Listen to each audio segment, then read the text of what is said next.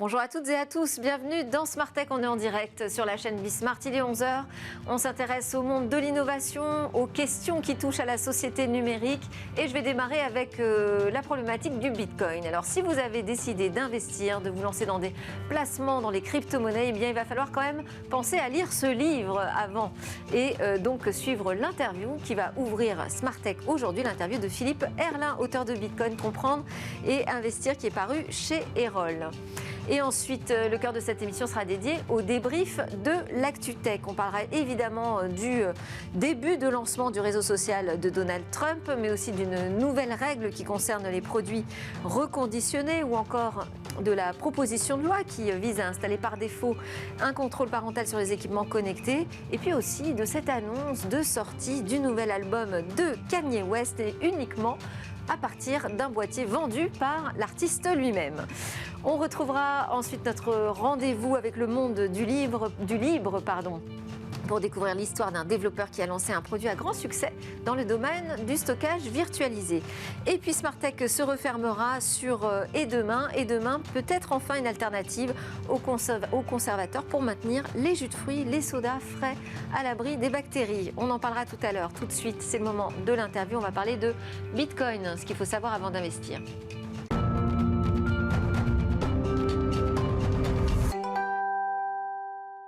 Alors, il y a les promesses de placement en Bitcoin ou autres crypto-monnaies et puis les nombreuses questions qu'on peut se poser quand on est un investisseur amateur. Et ce livre, Bitcoin Comprendre et Investir, paru chez Erol, eh bien, a l'ambition d'y répondre. Et ça tombe bien, nous avons son auteur avec nous en plateau pour lui poser les questions directement. Bonjour, Philippe Herrlin. Vous êtes un économiste, spécialiste des questions monétaires, chroniqueur aussi, docteur en économie du Conservatoire national des arts et métiers. Vos ouvrages à succès sont notamment La fin des banques ou encore Pouvoir d'achat, le grand mensonge. Et donc ce dernier ouvrage, je crois, c'est le dernier. Oui, tout à fait. Bitcoin, comprendre et investir. Quel est déjà le réel potentiel en termes d'investissement de ces crypto-monnaies ? Le potentiel, c'est qu'il faut pas réduire le Bitcoin à son cours qui varie beaucoup de jour en jour et le réduire à un produit spéculatif. Il faut comprendre qu'il y a toute une économie qui est en train de se construire derrière Bitcoin, derrière Ethereum et derrière les grandes crypto-monnaies. Et ça apporte des services concrets aux gens. Voilà, donc c'est ça qu'il faut comprendre et prendre un peu de recul, voir toute la diversité de cet écosystème plutôt que de se focaliser sur les variations de cours au jour le jour et de se dire ça bouge beaucoup, pourquoi, ça n'a aucun sens. Mais voilà. Pour quelqu'un qui voudrait investir son argent, qui se dit tiens, je vais essayer de faire fructifier mon épargne, est-ce que c'est l'opportunité d'avoir de bons résultats ? Alors ça, j'en suis convaincu. Pour un élément fondamental, c'est que le Bitcoin est limité à 21 millions. On est à presque 19 millions aujourd'hui qui ont été créés. Donc il reste très peu à créer. Il n'y a pas de planche à billets possible dans le Bitcoin. Donc c'est un actif anti-inflationniste. Au contraire de l'euro, du dollar, où on fait tourner la planche à billets dans des proportions jamais vues depuis la crise du confinement et du Covid. Et on voit que l'inflation se met à redécoller partout, en Europe, aux États-Unis. Donc c'est quand même très dangereux pour ceux qui ont de l'épargne, qui ont de l'assurance vie ou de livret A, qui maintenant ils sont dans le rouge compte tenu de l'inflation. Avec le Bitcoin, on a un actif dont la quantité est limitée, donc il ne peut pas être manipulé par les États. Il est totalement indépendant. Et donc moi je considère que c'est un excellent placement, mais il faut viser le long terme. On peut acheter et puis être dans le rouge 6 mois plus tard. Il ne faut pas s'inquiéter. Il faut viser 3-4 ans minimum. C'est-à-dire c'est de l'argent dont on n'a pas besoin sur les 3-4 ans qui viennent. Voilà. Sinon, il ne faut pas y aller. Mais alors, est-ce qu'il y a des bons ou des mauvais moments pour investir là ? On est en pleine crise avec l'Ukraine. Voilà. Les cours s'écroulent. Est-ce que c'est, d'un point de vue d'investissement, une opportunité pour investir ou pas spécifiquement ? Moi, je dirais tout à fait. C'est une opportunité parce que la baisse du cours, on a 35 000 $ là, aujourd'hui. C'est pas une baisse qui est due à Bitcoin lui-même, c'est le fait que toutes les bourses chutent et il faut trouver de la liquidité partout. Donc on vend du Bitcoin, on vend de l'or, voilà. Mais sur le long terme, le Bitcoin et aussi l'or physique, moi je suis tout à fait confiant dessus. Donc il n'y a pas de risque là-dessus. Quand même. Et alors, est-ce que c'est un placement totalement sécurisé au sens où personne ne peut le saisir en cas de crise majeure mondiale, justement ? Et c'est aussi l'intérêt. On a vu ce qui s'est passé dans certains pays comme à Chypre, où en 2013, où les comptes bancaires ont été saisis, alors de plus de 100 000 €, mais Et les banques rappellent justement qu'il y a juste 100 000 euros de garantie. Voilà, la directive BERD européenne, qui s'applique en France, fait que les comptes de plus de 100 000 euros peuvent être saisis. Moi, j'ai dit que en cas de grave crise, cette limite descendrait. Pourrait descendre, voilà. Et puis on a vu ce qui s'est passé au Liban aussi, où les banques ont fermé, la Banque centrale a fermé aussi, le directeur de la Banque centrale est parti à l'étranger. Et donc, donc la livre libanaise s'est effondrée, mais même les gens qui avaient des dollars dans leurs banques, n'ont pas pu y accéder. Bon, l'avantage avec le Bitcoin, c'est que si ce type de scénario arrive, vos Bitcoins, vous pouvez y accéder. Ça ne dépend que de vous. Vous mettez ça en sécurité, sur une clé Ledger ou autre, et puis vous y accédez quand vous voulez. Et à ce moment-là, vous pouvez faire des transactions.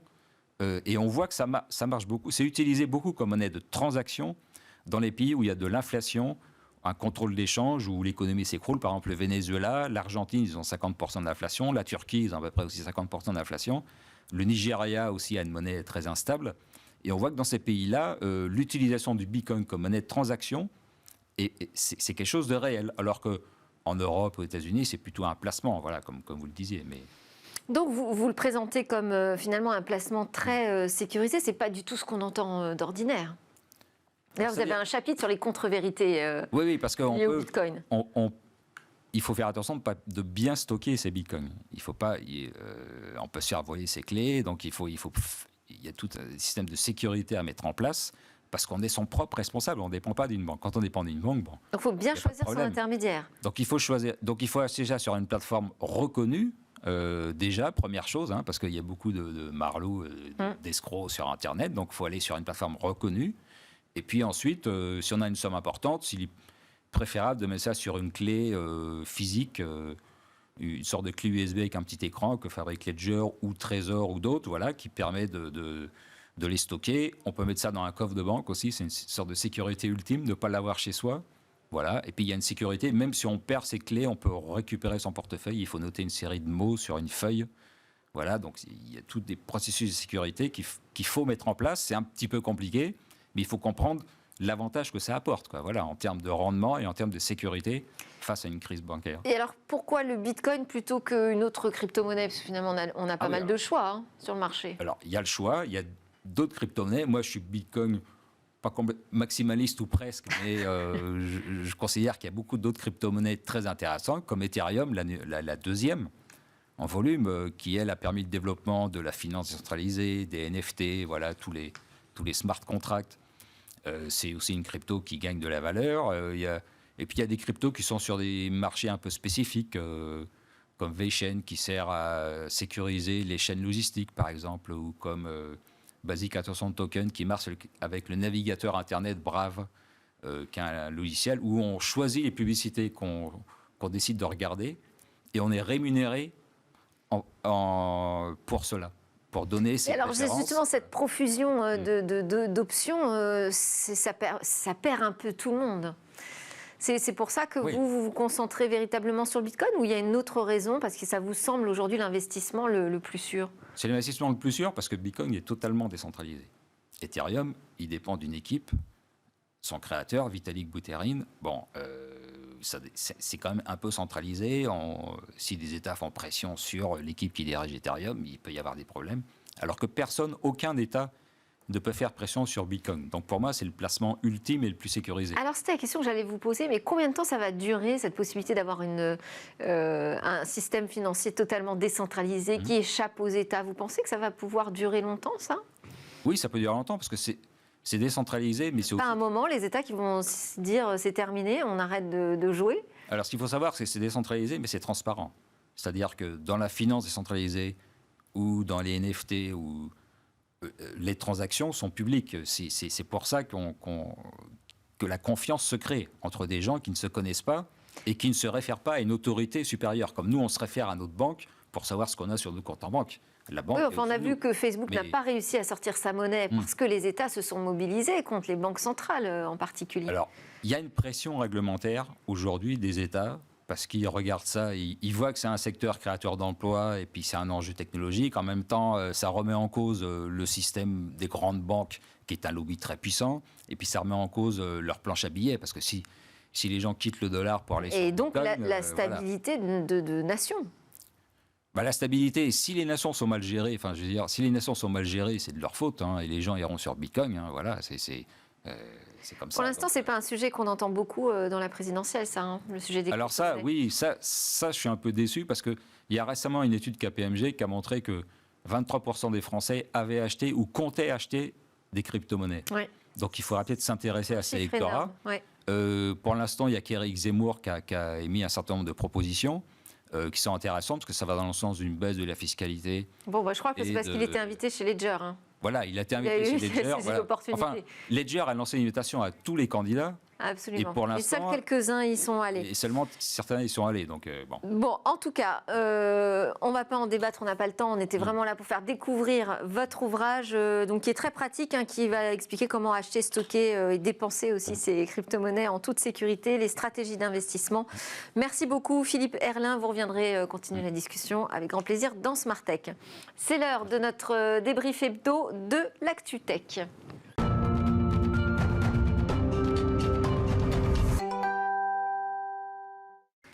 Alors, on va commenter cette actualité tech avec mes deux commentateurs. D'abord, l'œil disruptif des débriefs, c'est Alain Staron. Bonjour Delphine. Président, cofondateur d'Artifil. Et puis, le maître en l'art des procès prospectifs, c'est maître Gérard Haas, avocat coprésident de l'Association des juristes. Bonjour Delphine. Bonjour.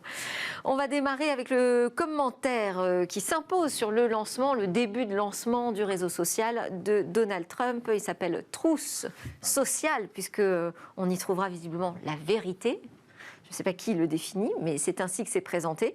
Alors pour l'instant, il y a eu quelques déboires techniques. On nous dit que ce sera vraiment finalisé qu'au mois de mars, mais c'est quand même, ça y est, la première réponse en fait d'un ex-président qui a été banni des réseaux sociaux en 2021 après l'invasion du Capitole. Oui, 50 ou 100 ans après, c'est la Pravda, qui veut dire aussi la vérité. Donc, bon... Déjà s'appeler comme ça, c'est pas un terme anodin, oui. Absolument. C'est sûr. Ouais. Après, ça pose une vraie question de. On en parlera sur notre sujet après tout à l'heure, mais est-ce que un détenteur d'idées, de doctrines, etc., peut. Quel est l'avenir d'une plateforme qu'il lancerait sur la base de ses propres idées? Autrement dit, une plateforme où on ne débat pas. Bon, il y a quand même 70 millions d'électeurs aux États-Unis. Toutes les opinions sont les bienvenues, visiblement. Enfin, oui, on n'a pas le droit de toucher à l'équipe Trump, puisqu'il y a déjà un des développeurs qui avait mis comme surnom un des députés droite du Parlement américain, et il s'est fait bannir parce qu'il avait mis KO à la fin. Enfin, c'était un peu Alors, sans rentrer dans les questions politiques, parce que, bon, ici, on est dans Smart Tech. Ce qui est intéressant là-dessus, c'est ça pose la question, est-ce qu'on peut faire sans finalement les grandes plateformes que tout le monde utilise? Gérard, juste, oui. Alors c'est très intéressant ça, est-ce qu'on peut faire sans les big tech? Oui. Et en fait la réponse est, en ce moment, il y a un courant qui est en train de dire oui. On le verra aussi peut-être tout à l'heure avec de la musique, mais on voit aujourd'hui qu'à un moment donné, face à la question de la censure, puisque c'est comme ça que ça a été posé, la question de la liberté d'expression est essentielle. Et alors, dès qu'on a les moyens, on crée en fait des start-up de communication et on essaye de trouver quelque chose qui va répondre à des demandes. Donc vous l'avez indiqué tout à l'heure, il y avait le bannissement et par rapport à ça, on essaye de créer une plateforme et on va créer son propre environnement, son propre écosystème et donc c'est une réponse. Alors c'est très intéressant pour nous au niveau européen parce qu'on voit qu'aujourd'hui ce sont des réponses qui sont données américaines ou chinoise, et nous, on parle de souveraineté numérique. Et parallèlement à ça, nous ne faisons rien pour créer nos propres plateformes. Alors, il y a des initiatives, il y a des plateformes, il y a des solutions. D'ailleurs, la plateforme Truth Social, elle va utiliser Rumble, je crois, pour diffuser les vidéos. Elle s'appuie sur Mastodon, qui est une alternative aussi à Twitter. Bon, on voit qu'on a des outils. Le problème, c'est que pour l'instant, ça ne perce pas. Donc, oui, on peut technologiquement faire sans les grandes plateformes, mais est-ce qu'on peut vraiment s'imposer? Est-ce que la puissance, par exemple, de l'image d'un Donald Trump suffira à faire ça, lever des fonds pour réussir à dépasser les big tech? En fait, c'est le sujet. Derrière big tech, il y a tech. Très bien. Mais la tech, c'est de plus en plus simple. Je ne devrais pas dire ça, c'est mon métier, mais c'est quand même pas très compliqué. Vous avez foison d'open source, de logiciels libres. Enfin, vous pouvez construire, et c'est ce qu'ils ont fait avec un mécano. Non, le sujet, c'est qu'il n'y a pas que tech. Il y a je rends un service à des utilisateurs. Et donc, il faut que j'ai une masse d'utilisateurs suffisante pour que ce soit alors intéressant. après, chicken and egg, il faut bien que je démarre, puis après, il faut que je monte, il faut que j'augmente. Et donc, la vraie question à se poser, c'est est-ce que lorsque le service est un service réduit, enfin, qui est très sur une certaine doctrine, est-ce que c'est un service équivalent à un service large rendu par les autres? C'est juste ça la question. Et est-ce que c'est intéressant de se retrouver entre soi, finalement, plutôt que d'aller diffuser la parole sur les autres prolonge plateformes? ce qui vient d'être dit, c'est qu'en fait, aux États-Unis, on a le premier amendement. Et en vertu du premier amendement, c'est une liberté absolue. On peut tout dire. On est simplement responsable de ce que l'on dit s'il y a des gens qui viennent vous chercher querelle. Oui. Alors qu'en Europe, c'est pas du tout comme ça. Et en France, pas du tout. Vous avez, en fait, on a une liberté qui est encadrée, une liberté d'expression. C'est-à-dire qu'il faut faire très attention à la liberté d'expression. Ce qui est condamnable, c'est son abus. C'est la diffamation, c'est l'injure, c'est les propos négationnistes, c'est la haine, etc. Et nous, ce que nous demandons aujourd'hui en Europe par rapport à ce projet, qui ne pourrait pas voir le jour, sauf avec des garanties de filtrage. Et vous voyez, c'est un autre enjeu. C'est-à-dire qu'il y a une plateforme qui a été mise en place, mais où sont les filtres ? Oui. Alors, et moi, je voulais vous faire réagir aussi à un autre sujet, puisque Donald Trump n'a pas caché ses ambitions de se représenter à la présidence des États-Unis. Est-ce que le fait de créer son propre réseau social, ça pourrait devenir un nouvel outil de campagne électorale ? Finalement, on avait la nécessité de créer un site web à l'ancienne un peu, puis ensuite d'avoir sa page, son compte sur les réseaux sociaux. Est-ce que demain, il ne faudrait pas avoir son propre réseau social, embarquer sa communauté ? Il a 70 millions d'électeurs. Donc il a une vraie masse critique. Bon. Après, ce que disent les experts sociologues, c'est qu'un réseau social, ce n'est intéressant que si vous pouvez débattre avec des gens qui ne sont pas d'accord avec vous. Donc si c'est vrai, ça va atteindre vite sa limite. Je ne sais pas si c'est vrai. Je ne sais pas si à 70 millions de personnes, on ne peut pas débattre sur des... On ne peut pas juste s'encourager... Et sur cette question d'en faire un outil de campagne qui puisse... Alors, ce serait un outil de propagande. Permettre d'accéder à l'élection plus facilement. En fait, c'est le Goebbels médiatique. Alors, aujourd'hui, en fait, on se rend compte qu'en politique, on ne peut plus se lancer s'il n'y a pas une plateforme derrière vous. Ouais. Obama l'avait déjà montré là-dessus. Palantir, quelque part, avec l'affaire Cambridge Analytica, nous a montré aussi que les lecteurs, si on peut le toucher, c'est important. Bon, Trump se prépare et a mis avec sa vérité une plateforme. Alors, alors, il faut aller au-delà du phénomène Trump et se dire, derrière ça, est-ce que les politiques en tant que tels, les partis, n'auraient pas intérêt ? Ouais. Ils auraient intérêt. Ils auraient intérêt à les faire. Après, il faut avoir la masse critique suffisante. Voilà, absolument. Mais on sait par exemple qu'aujourd'hui, il y a des plateformes qui permettent d'aller, j'allais dire, suivre le bon électeur pour aller frapper à sa porte. Il y a toute une série d'outils. Si on pouvait rassembler tout ça... Alors, nous, on a une protection en Europe, c'est le RGPD. Le règlement général de protection des données, qui fait que vous ne pouvez pas... Enfin, la démarche doit être volontaire. Donc, c'est ce que vous disiez tout à l'heure, je pense que c'est intéressant. Est-ce que ça a un sens d'avoir sa propre communauté et une plateforme ?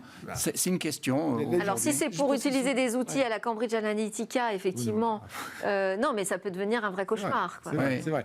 Ceci dit, je pense qu'ils sont juste sous critique. Je ne suis pas sûr qu'il ait assez pour gagner les prochaines élections.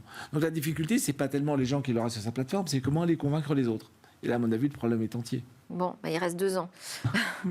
Allez, on change de sujet, on quitte la politique, on va s'intéresser aux règles en France. Un produit reconditionné, désormais, ne peut plus être vendu comme neuf. C'est un décret, en fait, qui interdit d'associer les termes comme neuf, remise à neuf, à l'état neuf. Gérard Haas, puisque vous êtes avocat, est-ce que ça vous semblait nécessaire de mettre les points sur les i ? Est-ce que ce n'était pas suffisamment encadré, ces reventes de produits reconditionnés ? Non, ce n'était pas assez encadré. En fait, s'il y a eu une réglementation, c'est qu'il y avait un vrai débat. Il y avait le consommateur a besoin de transparence. Et donc, on est sur cette règle-là. Et effectivement, il fallait aussi ne pas jouer sur les informations. Donc, on jouait trop, si vous voulez. On ne précisait pas suffisamment le produit reconditionné. Et donc, il y avait toute une série de termes qui pouvaient être utilisés. Il y avait un flou qui créait une insécurité. Et donc, derrière ça, si vous voulez, le législateur s'est saisi de cette opportunité qu'il avait dans la loi de l'encadrer. Et donc, c'est quelque chose qui était nécessaire parce que le marché était flottant et il y avait une insécurité. Donc, je trouve que c'est une bonne chose et c'est précisé. Donc, c'est encadré maintenant. Alors, c'est précisé, mais alors moi, je chipote, hein, mais ça donne une définition de ce qu'est un produit reconditionné. Mais donc ça précise qu'il faut que le produit ait subi des tests portant sur toutes les fonctionnalités afin d'établir qu'il répond aux obligations légales de sécurité et à l'usage auquel le consommateur peut s'attendre. Ok, mais ça ne dit pas quelles sont les procédures, les tests qui doivent être Alors, il y a réalisés. des règles sur la certification qui devront être mises en place, etc. Mais surtout, avant, on avait un autre texte qui était celui des biens d'occasion. Et donc, on avait un flou entre le bien d'occasion et le produit qui était reconditionné. Et donc, ça permet de différencier. Alors, ça va vers une meilleure... Enfin, on a besoin de transparence. Et je vous rappelle que dans le Code de la consommation, comme dans le Code, j'allais dire, civil, il y a un déséquilibre entre les parties. Donc, et on considère le consommateur comme une partie faible. S'il y a une meilleure information, ben ça va c'est une bonne chose. Moi, enfin, si vous voulez, je suis extrêmement favorable. Alors, ça veut dire aussi que sur les sites internet, il faudra poser mettre en place des informations. Et ça pose une autre question. Alors, le produit reconditionné, moi, je le rencontre aujourd'hui dans des litiges que j'ai à l'heure actuelle sur le droit à la copie privée. Nous avons des produits qui sont reconditionnés. C'est les produits, vous savez, qu'on télécharge et qui sont reconditionnés, qui sont réutilisés. Et donc là, il y a un problème parce que... Doit-on payer la redevance pour la copie privée. Et donc, il y a tout un débat avec des grosses demandes. Et effectivement, la copie privée s'est glissée là-dedans, a considéré que c'était une redevance qui devait, le produit étant la protection des auteurs et des artistes-interprètes, devait permettre un droit à la copie privée. Ils estiment que ce n'est pas payer une deuxième fois, mais que c'est un nouvel utilisateur, donc il doit s'acquitter de ce que les industriels et fabricants disent, ben non, c'est un produit qu'on a déjà payé une fois. Et puis ça pénalise quand même un marché. Et puis il y a aussi un problème, c'est que normalement, l'acheteur doit être informé de la taxe, de la redevance qu'il devait y avoir. Or, quand il est reconditionné, ceux qui l'ont déjà payé, ils n'étaient pas informés. Donc ça pose aussi d'autres questions. Ah bah ça vous fait beaucoup d'affaires intéressantes à traiter, Maître Haas. Je vais vous lancer, Alain, sur un autre sujet. C'est la proposition de loi qui vise à installer par défaut un contrôle parental sur tous les équipements qui possèdent un écran, potentiellement seront connectés à Internet et qui possèdent aussi un système d'exploitation. Mais pas les objets connectés dans leur ensemble. Voilà, j'ai mis les 3 conditions. Et oui, mais ça veut dire que vous avez un berceau connecté, des couches connectées, une brosse à dents connectée, elle n'est pas sujette à ça. Bon, alors, a priori, il n'y a pas de débat. Oui, mais si je n'ai pas de système d'exploitation, comment je fais pour installer un contrôle parental? Demandez pas à un ingénieur de faire les choses parce qu'il saura les faire. Donc le sujet, alors, effectivement, donc en revanche, effectivement, ils ont retoqué le fait que ce soit obligatoire le contrôle parental. Et c'est juste une proposition. Donc ça, c'est plutôt bien parce qu'il y a des contrôles parentaux qui sont assez cachés. Bon. Alors, obligatoire. Alors, attendez, parce que c'est obligatoire. Donc, l'Assemblée a validé le fait que ce serait obligatoire de l'installer par défaut, pas par défaut, justement, de l'installer dans le système, mais c'est pas activé par défaut. Exactement. C'est ça. Donc, ça laisse à chacun. Et ça vous gêne? Non, pas du tout. Okay. Moi, ça me va très très bien. C'est juste que dès que vous commencez à surfer sur contrôle parental, vous avez 12 000 tutoriels qui vous expliquent comment vous pouvez le contourner. Oui, mais c'est les parents qui doivent le faire. Il y a quand même la possibilité de contrôle parental. Après, moi, je me pose la question dans l'éducation. Par exemple, quand vous avez des tablettes dans des écoles, est-ce que c'est le contrôle parental? Jusqu'où va cette notion? C'est les parents pour les enfants. Est-ce que quand on met à disposition d'un élève, ça peut être le professeur ou le CPE qui peuvent le mettre en place? Et d'autre part, il y a quand même derrière ça, il y a des sanctions, puisque c'est l'Agence nationale des fréquences qui va pouvoir mettre des sanctions. On ne sait pas de quel type, mais qui pourrait le mettre en place. Alors, la question... NFR? Pourquoi la NFR? L'Agence nationale des fréquences, parce que c'est elle qui est l'autorité qui a été mise en place pour faire les contrôles, et notamment de la certification, mais aussi prendre des sanctions. Il y a quand même une question derrière ça, c'est la question du filtrage. Je pensais que ce serait l'ARCOM, moi, non? Non, c'est pas l'ARCOM. Bon, pas alors. Mais bon, oui, c'est vrai, on aurait pu se poser la question, pourquoi c'est pas l'ARCOM? Oui. Mais ça n'a pas été l'ARCOM. Elle est dans d'autres domaines, mais pas sur celui-là, là-dessus. Alors, ce filtrage, ce point de filtrage, il est important parce qu'aujourd'hui, on a cette notion de privacy by design, on a d'éthique by design. C'est-à-dire que quand on met en place des solutions, il faut qu'elles soient, j'allais dire, il y a une éthique. Alors c'est très important parce que, et ça pourrait être un débat, l'éthique du numérique aujourd'hui, c'est important. Le numérique induit des comportements qui peuvent avoir des conséquences sur la société et sur l'individu. Et donc c'est quand même fondamental, et le filtrage en fait partie. C'est-à-dire qu'à un moment donné, on ne peut pas laisser... Enfin, la question de l'écran est un vrai problème pour les mineurs. Et on peut dire aussi le contrôle parental, ça concerne les mineurs. qui sont très fragiles, qui Absolument. doivent être protégés là-dessus. Donc c'est une protection, ça va s'imposer à tous les fabricants. Est-ce que quand on lance un produit connecté, par exemple, c'est En fait, une embûche, une contrainte supplémentaire? non. D'abord, il y a 12 000 solutions qui existent, donc c'est pas grave. Enfin, ça se fait très bien et éthiquement, c'est juste légitime. Donc il n'y a pas de débat.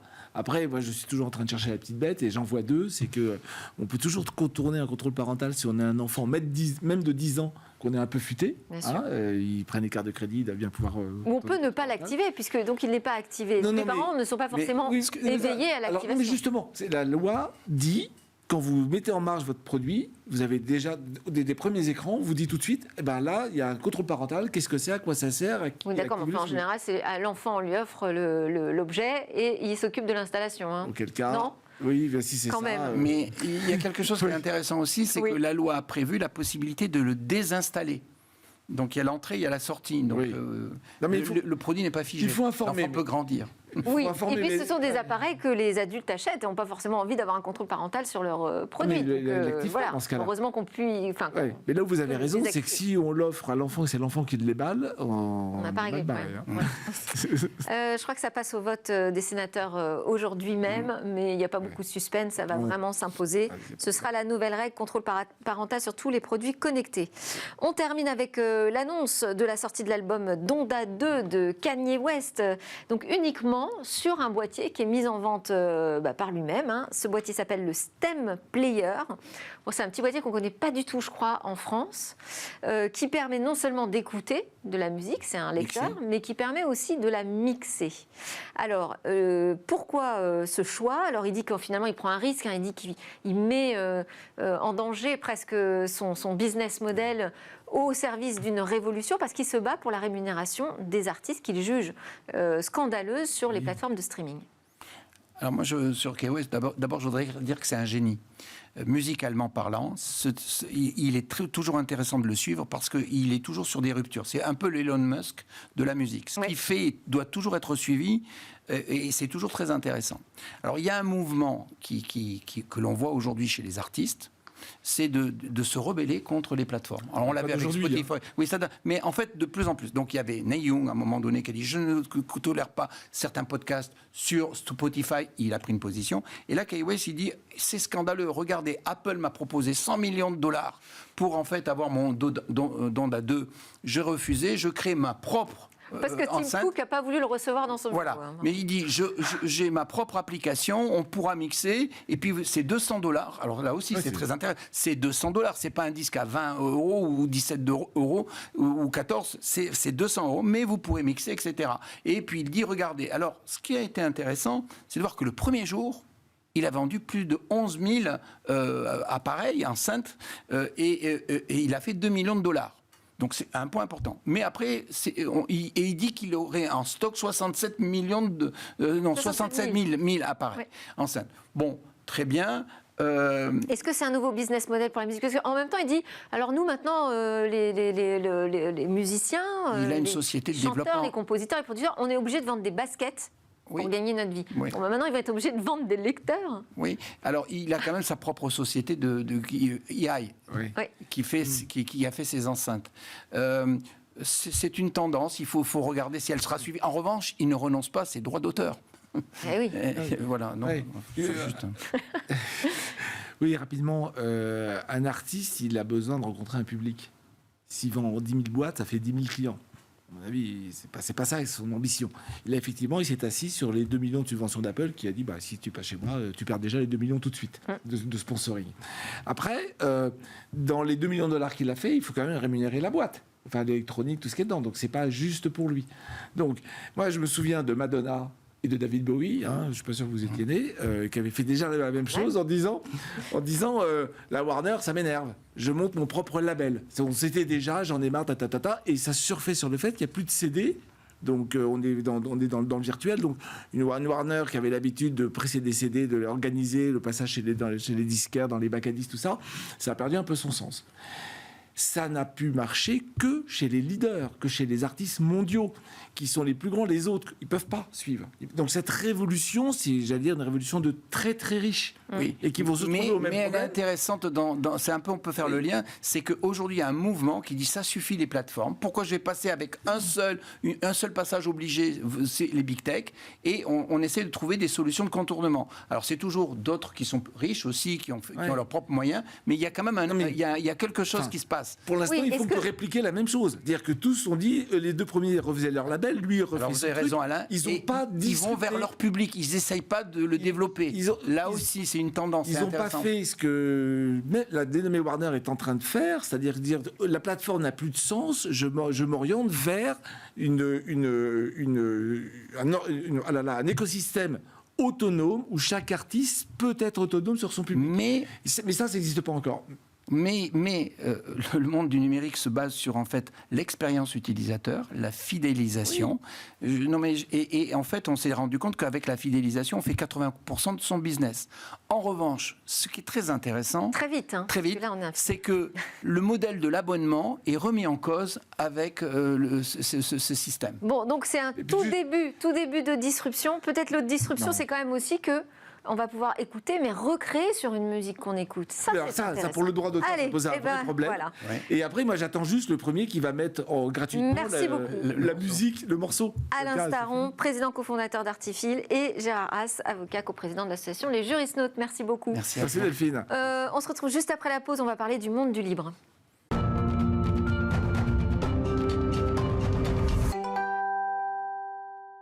Vous regardez Smart Tech, l'émission qui s'intéresse à l'innovation et questionne la société du numérique. On entame la deuxième partie de cette édition. C'est l'heure de notre rendez-vous avec le monde du libre et Jean-Paul Smets, le PDG de Rapid Space. Bonjour Jean-Paul. Bonjour Delphine. Alors aujourd'hui, tu vas nous raconter l'histoire de Philipp Reisner. C'est un ingénieur autrichien qui a révolutionné le monde du stockage avec du logiciel libre.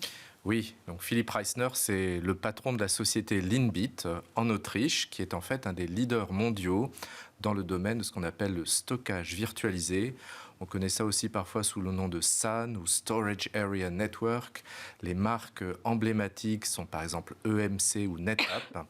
Et Linbit a donc des produits libres qui permettent de faire un SAN libre. Alors, pour savoir ce que c'est qu'un SAN, il faut imaginer les grandes entreprises. Dans une entreprise du CAC 40, il y a 2000 applications, 3000, 4000.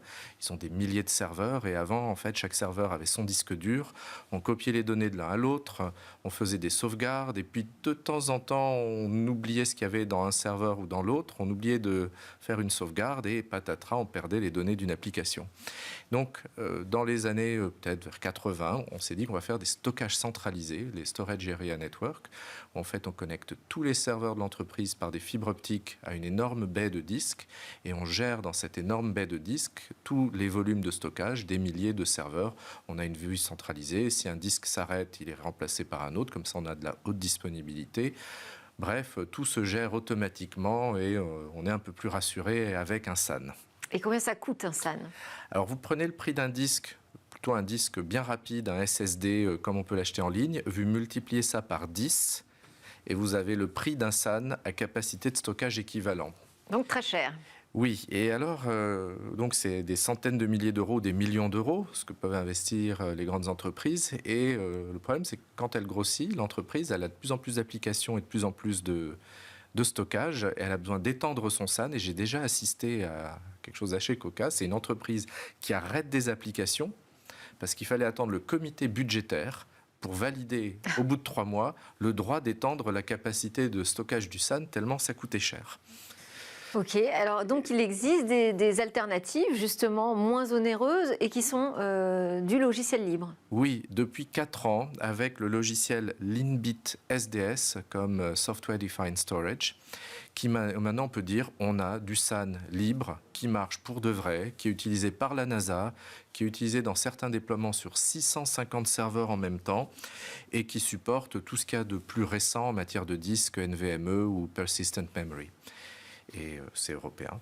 Et c'est européen. Et c'est Philipp Reisner donc, qui l'a créé. Il y a 22 ans, lors de son mémoire de master. Donc en fait, Philippe est né en 75, sa mère est professeure de collège, son père ingénieur, c'est une famille qui aime beaucoup les études, qui pense que c'est important, donc il a fait des études d'informatique à l'Université technologique de Vienne, une des meilleures, et puis pour sa maîtrise, il s'est dit, je vais passer 1 an de ma vie à faire quelque chose d'utile pour la société et pour le monde, je vais écrire un logiciel de stockage virtualisé. Et puis 20 ans après, il est encore en train de le perfectionner. Et alors donc pour diffuser ce logiciel qu'il développe, il a monté sa propre entreprise. Oui, parce qu'au début, il est allé dans un intégrateur de logiciels libres, mais il trouvait qu'on ne laissait pas contribuer au logiciel libre suffisamment. Et donc au bout d'un certain temps, il est parti avec 4 collègues et a fondé Linbit en 2001. Alors là, je dis à tous les gens qui voudraient faire la même chose que lui, je suis allé lire ce que recommande la Free Software Foundation. Si vous développez des logiciels libres le soir ou le week-end, même si c'est sur votre temps libre, c'est très important, si vous êtes salarié ou étudiant, de demander à votre employeur ou établissement d'enseignement de signer un renoncement au copyright sur votre programme. Sinon, le programme risque de ne pas vous appartenir. C'est pas moi qui le dis, c'est la Free Software Foundation. Très bien, important. Alors, c'est donc pas nouveau comme histoire puisque ça remonte à il y a 20 ans. Est-ce que c'est le temps que ça lui a demandé pour convaincre le marché? Alors oui et non. Il a convaincu les hyperscalers américains très vite, puisque l'un des 3 principaux fournisseurs américains de cloud utilise DRBD, le composant qu'il avait fait pendant son mémoire de master, pour toute son offre de bases de données à haute disponibilité, sur des milliers ou des dizaines de milliers de serveurs. Ce qui fait que Linbit a un revenu stable depuis des années. En revanche, pour mettre autour de ce composant tout ce qu'il faut pour que ce soit facile à utiliser, aussi automatisé qu'un SAN d'une des marques emblématiques, là, il a fallu beaucoup plus d'années. Et alors, quel est son modèle? Alors, ils sont un peu cherchés. Maintenant, il est connu, c'est simple. C'est un abonnement à du support. C'est tout bête.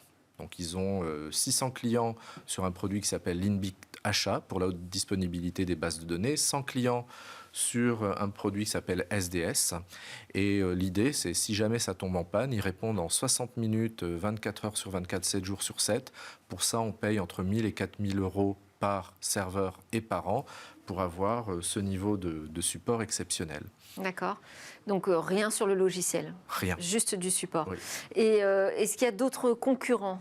Alors, avec la mode Kubernetes, il y a plein de concurrents qui arrivent. Dans le libre? Dans le libre. OpenEBS, Storepool, Ondat, Accelero, des dizaines de logiciels chinois, ça explose. Mais contrairement aux autres, ce qui est bien avec Linbit, c'est qu'il fonctionne avec tous les systèmes de cloud du marché. Donc, il marche avec OpenStack, XCPNG, français, Proxmox, autrichien, OpenNebula, espagnol, CloudStack. Et donc, c'est le seul qui ne dépend de rien. Donc, par exemple, Red Hat a un produit qui s'appelle Ceph, mais qui a des très grosses dépendances aujourd'hui au système d'installation et de gestion de Red Hat, tandis que Linbit, finalement, fait très peu de choses, les fait bien, va vite et marche avec tout. Donc, c'est aussi, en fait, un outil qui permet de rendre les technologies de cloud, notamment les technologies européennes, compatibles les unes avec les autres. Et ça explique sans doute son succès. Et alors Philippe Reisner, il continue à développer du logiciel dans son entreprise ou il est vraiment concentré sur son business model? On va sur GitHub et il contribue tout le temps à DRBD depuis 20 ans. Donc la courbe n'a pas beaucoup diminué, elle est même bien stable. Et il gère son entreprise en même temps, ses équipes, il arrive apparemment à tout faire. Et le week-end, il est injoignable parce qu'il est en famille et il ne répond à rien. Donc il arrive également à avoir une vie de famille. Hyper organisé. Hyper organisé et hyper équilibré. Et comment il arrive à rassembler suffisamment de compétences autour de son produit? Ça, c'est une vraie question aujourd'hui. Oui, parce qu'il paye les gens, ses ingénieurs, normalement ou un peu plus que normalement, mais bien.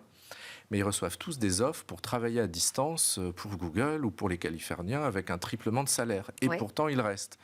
Parce qu'en fait, quand on travaille chez Linbit, on sait pourquoi on travaille, on voit en fait le résultat de son travail directement. Il y a un certain nombre de valeurs qui donnent un confort de travail et un confort de vie qu'on n'a peut-être pas quand on travaille sur des projets secrets dont on ne peut pas parler à distance et on ne sait pas qui va les utiliser derrière. Et voilà, donc moi, il n'y a pas de problème, sur son recrutement et sa fidélisation. Oui. Ok. Et qu'est-ce que je voulais vous demander d'autre? J'ai oublié ma question. C'est pas grave. En tout cas, moi ça j'en me avais reviendra une. Peut-être avant la fin. Oui, allez-y, Jean-Paul. Je lui ai demandé hier qu'est-ce qu'il donnerait comme conseil à quelqu'un qui voudrait créer une entreprise. Oui, parce que vous l'avez eu en interview. Ah oui, j'ai passé C'est des une heure avec lui. Vous l'avez eu au téléphone. Voilà. En fait, il m'a dit 2 choses. Il m'a dit, bon, bien sûr, il faut faire des études. Il vient d'une famille où on pense que les études, c'est bien. C'est bien de rencontrer d'autres gens qu'en informatique, des médecins, des avocats. Et la dernière partie, 2 choses. Suivre sa passion en créant son entreprise sur les sujets où on se sent fort. Et la dernière ? Et deuxième, s'organiser quand on crée sa boîte pour que plus tard, quand on aura une famille, on puisse avoir une vie de famille. Eh ben super, merci beaucoup Jean-Paul Smets, PDG de Rapid Space, de nous faire découvrir le monde du libre.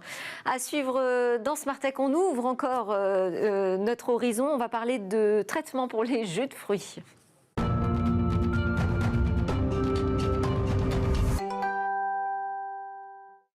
Je suis avec Eva Bensadi qui va nous présenter aujourd'hui une technologie qui s'attaque au traitement des boissons potables. Bonjour Eva. Bonjour Delphine, tout à fait, c'est l'idée d'une entreprise française, BioSafeLight. Elle s'attaque, vous le disiez, à la purification, plus précisément des sodas et plus largement de tous les liquides opaques en fait Delphine.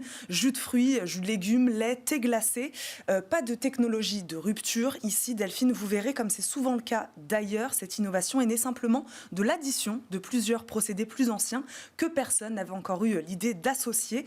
Il s'agit en fait de décontaminer un liquide à travers des rayons ultraviolets, des rayons UV.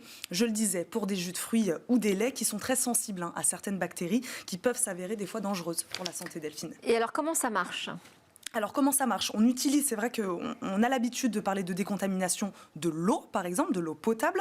On utilise depuis longtemps cette technique pour éliminer les bactéries en les éclairant avec des UV d'une certaine longueur d'onde. Mais jusque-là, Delphine, la lumière ne permettait pas de casser l'ADN des cellules dans les liquides opaques. Ici donc, on combine l'utilisation d'ultraviolet, d'UV, auquel on rajoute l'écoulement turbulent.